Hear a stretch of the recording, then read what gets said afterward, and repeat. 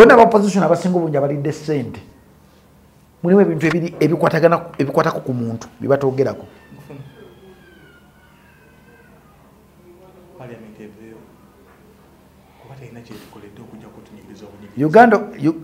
Uganda ekyagireetera okudda emabega kyekintu kye bayita parliament ya Uganda. Amini yatakolana naba MPs yakolana naba minister ninga Uganda ajagala ngiringanga ensi jatagenda kuvaamu naye bonna abali mu kizimbe ekyo ekya parliament balinganga bajja okusuubula mu Uganda ba investinga wabweru ate bonna ogenda batunulya nga bonna abaana baabwe abasinga obungi tebali mu Uganda kabe MP nga yakagenda mu kisanja kino bafulumiza lwaki babafulumya basomera bweru bajanjabibwa bweru lwaki babafulumya because bamanyi system yaffe nfu kati bo okwetegekera obukadde bwaabwe balina okuwa abaana baabwe system entuufu ensi gyetambulirako nze neewuunya abaana bakyasoma ne ku jjanzi abaana bakyasoma ne ku bukuku era China abaana bali mu kusoma amasimu kupanga amasimu fe abafe bali kusoma bukuku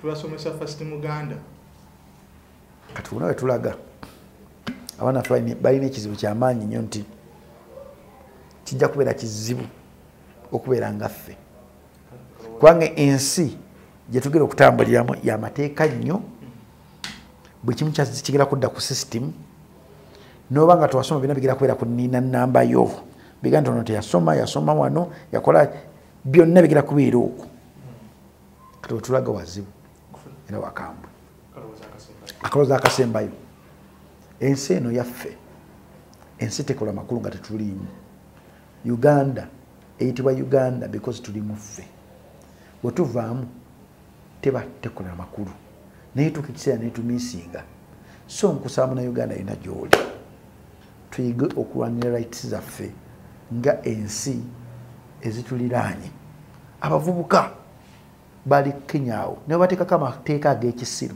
bonna ne beesitukiramu ne bagenda ku parliament ne bateekawo embeera bw'oba osuubira nno MP gwalonda agenda kukulwanirira oli ku kikyamu okulwanaako kutandikira mu ggwe tekutandika ku MP gwalonda tekutandika ku meya tekutandika ku kansala kutandikira ku ggwe gana amateeka gano mutaagalwanyise nga bukyali ku nguudo zaffe enfunda Uganda kyerokedde mu maaso awo buli muntu agenda kutambulira mu mabanja wetegeeza ensi ngeri gyetambulamu essaawa zo buli muntu alina essimu ng'azannya geemu ekintu akalanga akasinga okuggyako kakwewola simanyi momo simanyi mane bikoze bitya ize save mane bikoze bitya bonna abantu abo bonna tugera kutandika okubeera mu busibe n'essimu yaffe ng'omuntu olinako looni 10 ku ssimu egyo ku ninamba egyo ate ninamba kyabugagga ekintu ekisobola okutwala awantu awalala ye passport yo n'ebyo na Uganda affe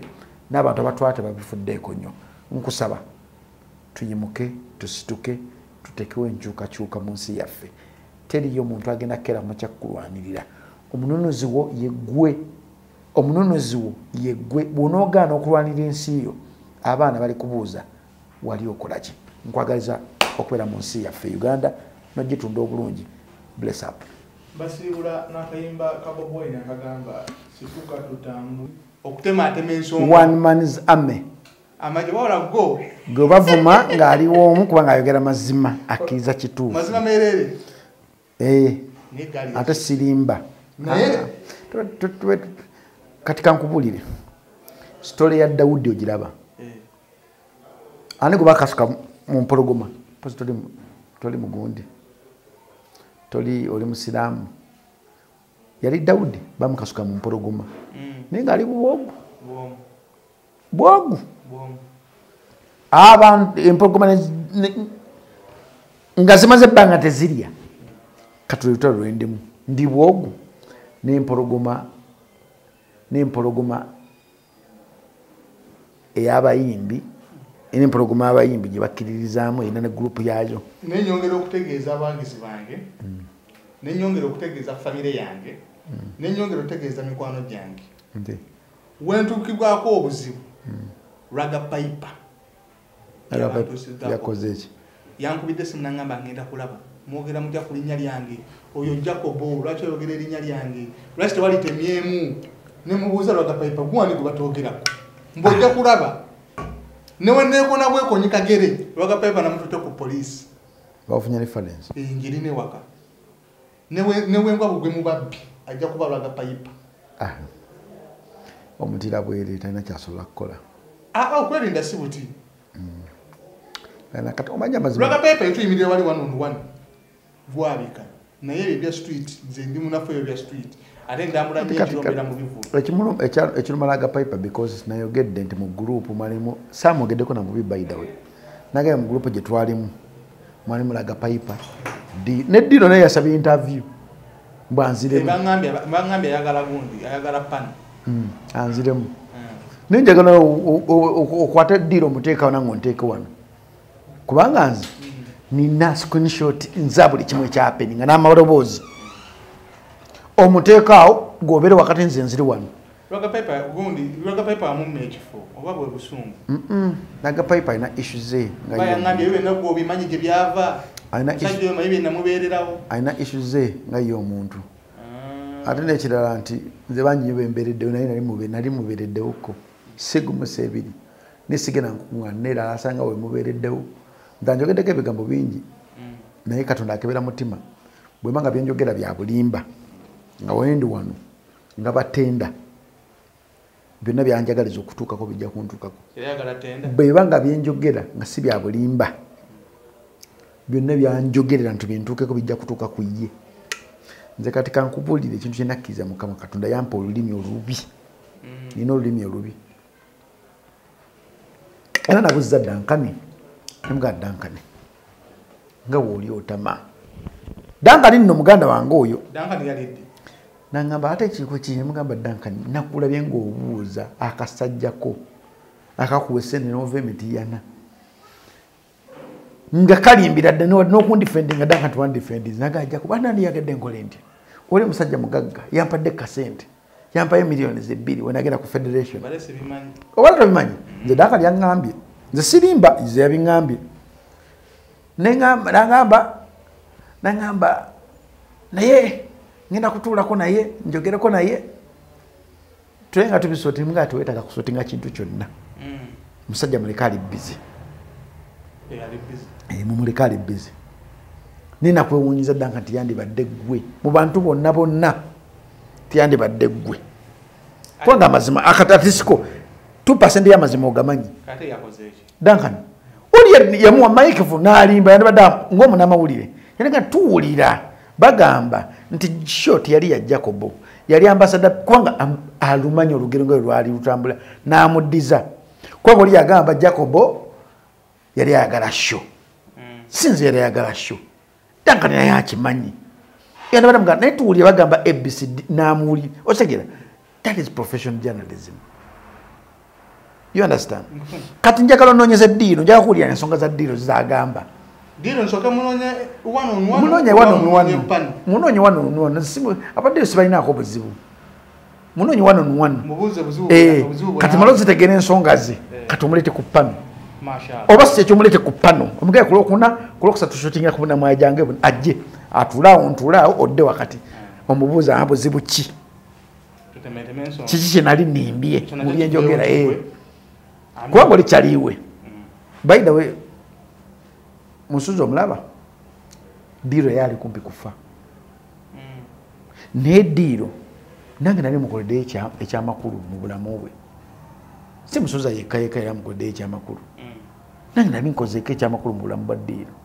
Naye Diro sebu nabulako interview sibu nga nkuba naye nga ate yalina gundi ono Kachumbari. Era Kachumbari yankubidanga Diro ngamba mu interview muwe mugasi mwinaako buzibu kasita ayogera ebyamazima. Nze kasonjogerako ebyamazima sikuinaako buzibu neyogera ebyobulimba awe sebinaako buzibu naawe. Era Dankani namunyigidde nnyo naye twesotinze nagamba agenda kunjokya oba agenda kunjokya wasente agenda zijja wasimanyi. Yansuubiza n'ekipande ne mukazi we maama mulungi paka kati sikirabanga. Yansuubiza gundi PCV bana kubanga ye mwogezi wa gundi weyasinike Yasini yansubiza kunkolera bubana pisi sibirabanga byonna. Yasini ali biza ali mukuteekateeka kivulu kya Morini Nantume. Yakirimu? Naye mama kiri wala waba ali bizi. August. November. By the November ngenda kuza omwezi mmeka? November banga mmeka sijjukira bulungi. Naye nga ali awo mu November mu Gw'omunaana tulinawo Pastor Bugembe. Emyaka 2. Nga munaana. Serena.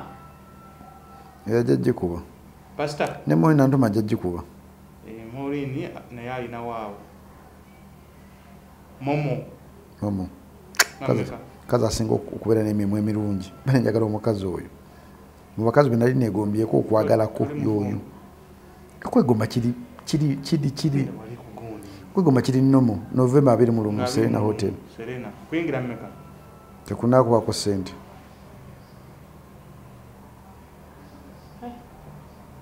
Mukazi si mufumbo gwegombo. Mufumbo mumanyi mufumbo. Naye okwegomba kiri nnomo. Buli musajja alina crush ye y'omukazi gw'ayagala. Kati gwe mufiirako? Alina emirimu emirungi.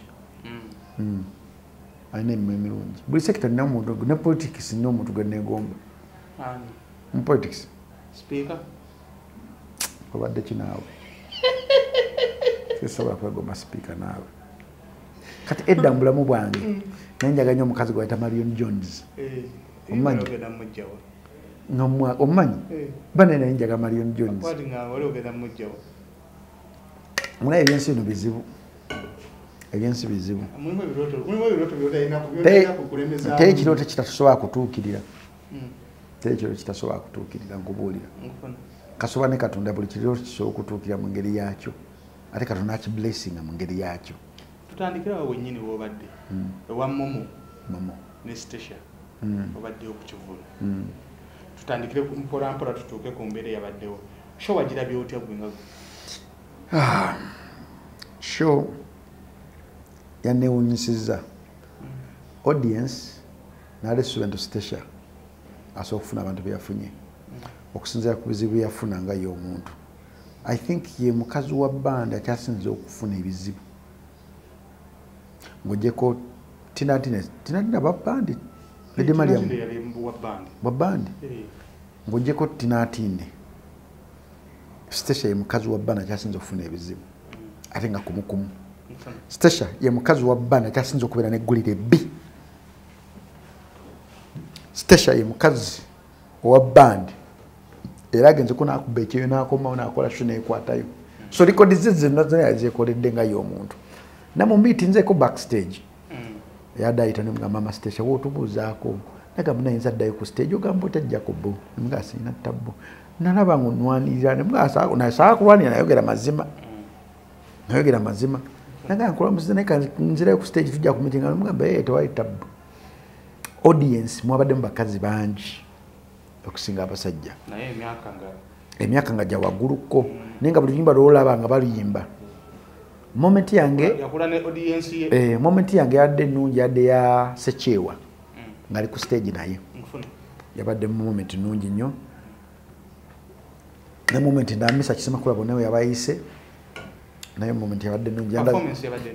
Performance ya Stasha mu bakazi ba band Stasha akwata kyafu kifo kya kusatu. Mu ba band akwata kya kusatu.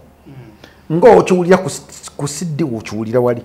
Nenebaza Dr. T, the greatest songwriter of all time. Sengo tekamu n'ebifaananyi mu bintu bino bitwogera. Dr. T, the greatest songwriter of all time. Nene songwriter saga ateka mu bifaananyi. Abantu abamanyi okuddeyo ne yeefuula ng'ate utaddemu ekifaananyi n'ataleka okuwuza. Bankubye okumanya ekituufu bankubye n'ebifaananyi byange bibyo bye birimu kati katwogere mannya. Twala eri naawe. Twogera ng'ate omuntu atali munnamawulire. Teri muwandiisi mulala asinga Dr. T. The greatest songwriter of all time. Asinga Silver. Amuddirira Silver Kyagulanyi. Amuddirira Kaawo Nyamuku. Njaba kulita the greatest songwriter bukyanga Uganda ebeerawo. Njaba kulita bali bataano the greatest songwriters bukyanga Uganda ebeerawo. So Dr. T yabadde mabega ng'afumba. Bena bye walabe ku stage byabadde. Chameleon. Sijja muwala the greatest songwriter.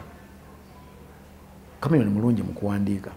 but si tawanikira ko bantu basukka batano nti oluyimba Chameleone aliwandiisa talinga ntukola Moze Radio nti Moze Radio nzomuyita greatest songwriter King Saha naye sijja muyita greatest tawanikira ko bantu basukka batano osegera yangamulo yangamulo neso amuyita greatest songwriter nawe just about voice awo kisimanyi Sama Soja ali promising but sijja muyita greatest songwriter naye artist konzija nengamba Dr. Brain greatest songwriter nengamba Ray Signature Miss Henry Azawi naza sijja mugamba the greatest songwriter because enyimba ze tezikoze nnyo impacting enyimba z'abasajja bali omanyi Ray Signature Miss Henry ne Ray Signature ne Silver Kyagulanyi ne Dr. T bakyasinza okubeera ne hit songs ne mega songs katukumenyawo gundi yaabwe eyo olina kuba nga oli muyimbi ate oli muwandiisi w'amaanyi nnyo Reggie ali mu federation munyiivu tayagala principal kirabika yafuna obutakkanya n'abawagizi ba Kyagulanyi Ssentamu naye ng'ali mu federation gyali balya ssente zaabwe tetubalinaako balya ssente za mu musolo waabwe audience ya station yabadde okay performance writing stage performance zabadde bulungi nnyo sound yabadde on point Saturday Dani yabadde mabega wa sound ne sound yabadde nnungi si jeje backstage jeje kama nokubera ko jeje yabadde naye jeje the baddest kama nokubera station management yo banamole tuli banyivu tuli basanyufu banamole bo banyivu je muri twabakolera twatuuse ku mulyango ne mutulaga ekibeera tetuli basanyufu wadde n'akamu weekati akubere ku jeje yagamba simu promotinga yanyiga ku share gundi simanyi banakwata simanyi ali mu Uganda jeje the baddest omugagga jeje wanga sikuwa bimuli buyongo kyali mulamu lero kambi kuwe wo bali kukola show ya station Mayanja ate bangane tusobola ogera kutuusa sound eyetabu ogoba kaki nagituusa ddawo eri njongerako bonge yatuuka wankoledde sound wasinze gundi gwesajja kwogera era nadde manyi osobola kisawo ekyo katoka ne wandaze nti ne munda omwo osoberamu nnyo lighting yabadde nnungi nnyo kyabadde kyakabi nnyo ate Bajjo bamufeedinze information yefu Bajjo naye mufu Bajjo tomutwala nga serious Bajjo aba mufu abantu balina okutwala screen zabadde mbi nnyo sound yaddemu binnyo yakoze sound yetaaga bamutuge tewakawulidde saakawulidde kako naye ku screen kyo jeje oyogera ki wakyoyogera ne mugagga wange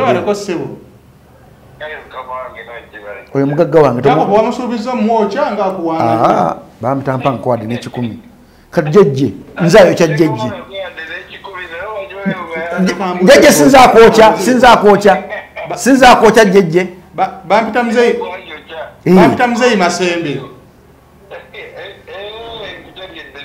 obulamu bulungi kati yo ku kifaananyi nange kyabadde kibulamu ekya screen ekifaananyi ekyo kyabuzeemu za Lawrence ani kati awo bwe buzibu Panasonic zaggwako awole Panasonic model mpya alina nkadde kati jjukira kati omuntu walaba wate aba agenda kunenya gwe agamba gwe yabikoze byonna essebo gundi Masembo gundi yani Lawrence manager kakati ekirala musinziira kuki okubala amataala kati nga olaba Serena obalansingo ga kati amataala gano ku stage kanteeka amataala wegati kisinziira ku bunene bwa stage gy'okoze stage yo size gy'okoze ge mataala golina ovala noga balansinga bulungi ko atera airtime aweddeko banaye ono tetulina chairman wa bunamwali tulina ye neza kigana kuba ku WhatsApp siso amukubira ku WhatsApp takwata WhatsApp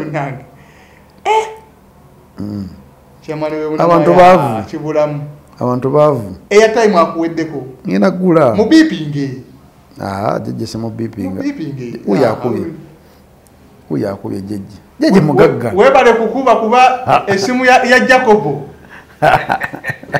airtime airtime yabadamu ewoze jeje wonkola ebana nga 10 onvaako ki kuseneze nkuwadde bana 10 nezikulema okunkolera ezebifafaananyi bino ebinene jeje tombuzaabuza oli ku kamera wano abantu bakuwulira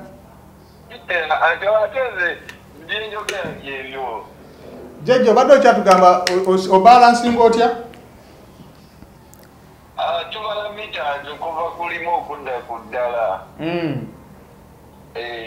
ntutegeera ate sound eya Serena ogibalansinga otya kubanga sound ya Serena njawufu nnyo ku y'ekisaawe era sound obala emizindalo naga kati engeri ekifo gye kiri kitono n'obala square meters eziriwo n'obala n'ogaawe wano nja kukozesa mizindalo kikawe si buli mizindalo tigikola munda si buli muzindalo wali akakodi awo si buli muzindalo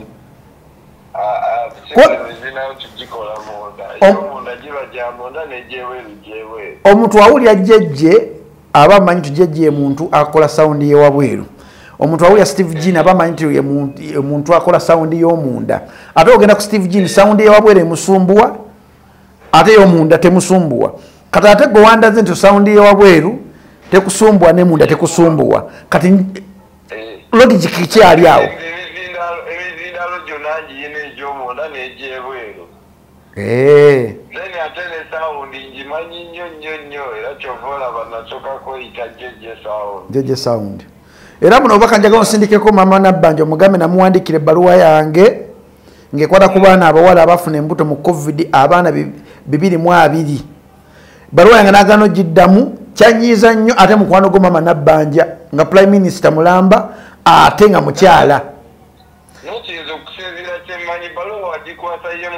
anagikwasa ofisi ye ne bandaga nti baligisiivinze nenkuba essimu era kyannuma nnyo nenga ne mama Nabbanja gwenda bako TV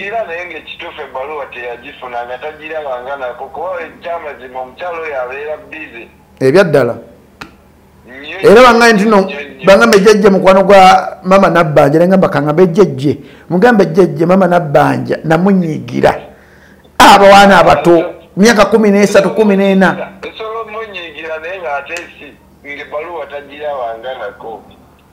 inshallah kale sina kyekantisirikira ekyo naye kyonna kyekiri webale kukola sound ennungi nasiimye kukya posta kukya baana zange sijja kuvaako ngenda kukulemerako enkya ngenda kukubira jjejje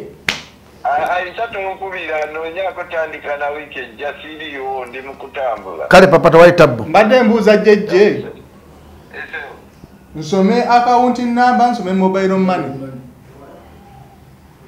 ava ku munonyeeko nja kutwalayo tessimu yange nja kutwalayo obadde ki tugenda ku kikolwa ekyakoleddwa papa Misa Kisemakula okuyita bonna abali mu Eagles n'alaga gwe nali nkunenyezaako naye nali nkunenyezaako nali nkusobezaako naye nali nkusobezaako naye buli omu asonyiwe munne era abakyala bano kabaddewo mu nsonda awo obusungusungu butamanyi bwajje bwava obusungu bwava ku musajja obusungu bwava ku musajja goge mawuli agali obusungu bwava ku musajja naye ekikulu bonna bamuvinga on oli yafumbirwa moyo yafumbirwa Stasha yamuvinga on afuna omuntu omulala ali singo kati ali singo simumanyi nze kyansanyusiza nti being a good leader mulimu ebintu ebi byolina okwetikka kati papa Misa Kisemakula abantu tebamanyi biki byeyetikka asooka okukubira essimu naga Jacob ndaba evidiyo ne tensanyusiza so obuvunaanyizibwa papa Misa kibusinga ne Geoffrey Rutaya yomu ku bantu betulina nze nganze bempe ekitiibwa mu music industry. Papa talina tabu. Ye muntu ali reasonable. Era gye nabadde gye nasangidde ani yadde manager waani. Manager w'omuntu gwe nasanze nanga omuyimbi wange bomubuliza ku ttaka nemuuza muyimbi ki. Manager wa Kalo? Naye nga kyonna kyekiri. Kyonna kyekiri. Nebaza Misa Kisemakulu okubeera omuzadde omukulembeze ate okukkiriza ensobi ze. Si buli muyimbi nti asobola okukkiriza ensobi ze mu bantu. Abayimbi baagala nnyo okubeera abakabi 24/7 but ekikola kye yakoleze kyadde kyakabi era kansubiri ababiri. Ekyasinze okunnuma Kalo Nantongo butabeera waawo. Kyembale ngenda okubuuza Kalo embeera y'abaana ababiri yagendera ddala waayite okutuuka ku kibuno. Kyannumye Kalo ya Nantongo yandibadde ate gwandibadde mulimu gwa Misa Kisemakulu okuteeka ku Kalo Nantongo ku stage awo n'okujja okuperforminga because Kalo Nantongo akyalina future mu music industry. Bastesha Bamoyi Nantume ze zimu ku nsigo ze basuula mu ttaka lya bandi ze balina okuprotectinga obutajjako damage nga bo gye baafuna. Ate ng'omukyala kibi nnyo okubeera nga obifinga ne mukyala munno. So Papa Misaki awo nnyini we yandibadde aleeta Kalo Nantongo namugamba Kalo Nantongo nawe jangu. Kalo Nantongo sonyiwa Stesha sonyiwa Kalo Nantongo. Kalo Nantongo sonyiwa Moyi Nantume sonyiwa Kalo Nantongo. Nekigweraawo. Because band music wa mwoyo. Tale nga bino dancehall biki. So kyannumye okukola nti Kalo Nantongo teyabaddewo era nensuubira ye munyiivu ate kubanga munyiivu atereka obusungu Kalo. Agana nyigira abantu paka wa. Kiri mu ye. Kuba ab'emboozi mukati nabo yagenda twamwesizaamu eggaali. Abadde ndi awo naye n'akukulumira muzeeyi Kagatu. Ye agenda nyigira ensi yonna. Kiri mu butonde omuntu okunyiiga. Ebirungi nga twogera ku birungi kakiripa ako tibakatemamu abayimbi. Kati kankubuliramu ekintu kimu. Kalo Nantongo amulabadde ng'afuuse sister oba nga tanaafuuka sister. Namulaba ali mu ng'alina oluyimba. Nze namulaba tanaakufuna na luyimba. Okitegeera. But eyo n'abayimbi babikola. Nti omuyimbi yeerabira.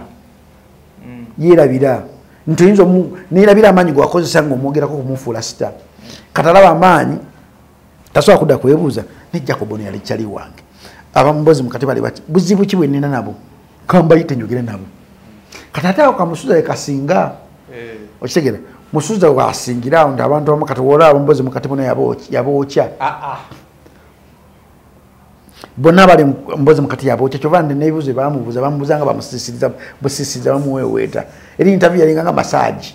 Oh boss simanyi president nikyali wange dankani ngole manyi omusajja atava ku nnono ennono yagivaako dda dankani mukubire essimu yebase yasuza